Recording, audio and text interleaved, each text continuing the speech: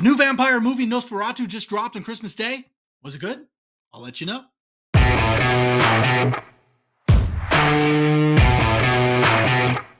Hi everyone, my name is Bob and welcome to Was It Good, where I give you my movie and TV show reviews. And today we're going to be talking about the new film Nosferatu. This is a remake of the 1922 silent film of the same name. Now before I get into this review, I do want to let you know that this is going to be spoiler free, so if you haven't seen the movie yet, you don't need to worry about any spoilers. Now if you have seen it, I'd like to know what you thought. Why don't you go ahead and share your comments in the comment section below? Let me know. Did you like it? Did you hate it? Is this a movie that you're looking forward to seeing? Do you think that this is a new horror classic? I'd really like to know what you thought. Don't forget to hit that like button, share the video, subscribe to the channel, and let's get to it. In the 1830s, estate agent Thomas Hutter travels to Transylvania for a fateful meeting with Count Orlok, who's a prospective client. In his absence, Hutter's new bride, Ellen, is left under the care of their friends, Friedrich and Anna Harding. Plagued by horrific visions and an increasing sense of dread, Ellen soon encounters an evil force that's far beyond her control.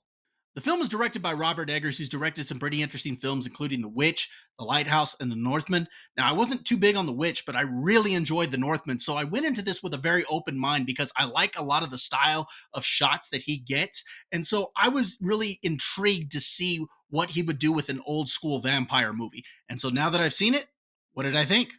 First off, I very much enjoyed the look and feel of the movie. It's very dark and gothic. The way they capture certain shots, to the sets used, to the colors. The colors themselves are very dark, and it creates this sense of melancholy throughout the film, and that really immersed me into the world that the story's taking place.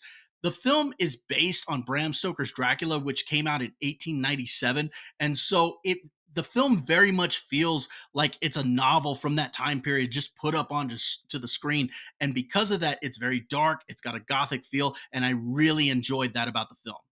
Next, I enjoyed the look and design of Count Orlok, the vampire. I thought he was really cool looking.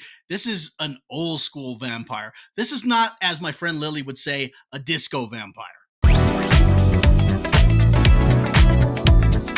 And that's not a knock on Twilight or Robert Pattinson, but this is very much a callback to an old school vampire. He's very dark and gothic, and the design reflects that. And I think they do a good job in how they reveal that design throughout the film, because just like the trailers where you don't really see a whole lot of him, you don't see a whole lot of him early on. And as the film goes on, you get to see more and more, and his design is very good. I also like the fact that this character has a supernatural aspect to him, almost very much demonic. And I liked that because it makes the character more terrifying. So I very much like the vampire in this film. Next, I want to talk about the acting in this movie, and I think all of it is very good. This is very much an ensemble piece, and you have a lot of good actors here, from Nicholas Hoult, Willem Dafoe, Aaron Taylor Johnson, Emma Corrin. I think there are so many good actors in this film that give great performances. Bill Skarsgård, he plays Count Orlok, and he really hit it out of the park. He has a very scary voice, and like I said, this character has a supernatural and almost demonic presence to him, and he very much is able to portray that through this character. So I think he really hit it out of the park. And then I got to mention Lily Rose Depp, who plays Ellen Hutter. She did a really good job with this movie. As I said, the film has a melancholy about it in the way that it feels, and she very much portrays that through this character and the supernatural events and things that she's going through. You can feel what she's feeling, and I thought she really had a great performance. So the acting in this movie was great from top to bottom. Finally, I want to highlight Robert Eggers' directing, because I think he did a really good job in bringing this all together. And I mentioned already some of the things that I liked, but something else that I think he does very well is that he doesn't have to use a whole lot of jump scares in this movie to scare you. There's this feeling behind it that leaves you with this eerie sense. And I think he did a really good job in executing his vision for what he wanted for this film and making the whole thing work. So I think he did a really good job directing. This film is set apart from a lot of other vampire films because, again, it has a very old school and gothic feel, and this director very much had a vision, and it was very well executed. There are a couple of negative things that I did want to mention, and honestly, the first one feels like I'm nitpicking, and that is you could have probably shaved 10 minutes off the runtime.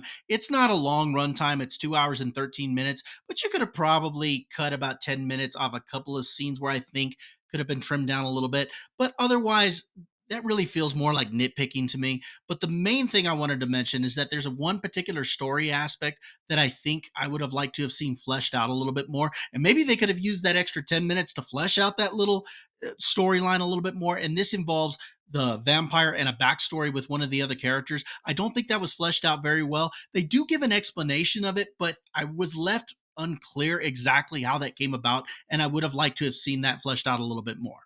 Real quick, before I get into my final thoughts, I want to remind everyone to go check out the other videos on my channel. Maybe I've reviewed something that you're interested in or something that you've seen already and you'd like to let me know what you thought about it. Also, for those that are interested, I do have another YouTube channel with a couple of my friends where we put on a show called Dad's Turn to Talk. This is an opportunity for three dads to get together and talk about the things that we want to talk about, including movies, sports, and pop culture, and have a little bit of fun at each other's expense. The link to that channel will be in the description below. Final thoughts. Was it good?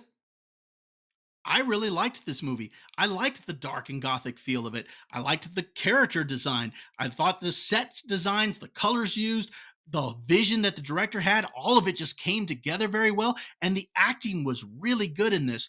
Overall, this felt very fresh to me compared to a lot of other vampire movies done nowadays. And that's because it was a callback to an old school vampire. If you're a fan of vampire literature, you'll probably enjoy this. Or if you just wanted something different than a modern day vampire, I say go ahead and check it out because you'll probably like it as well.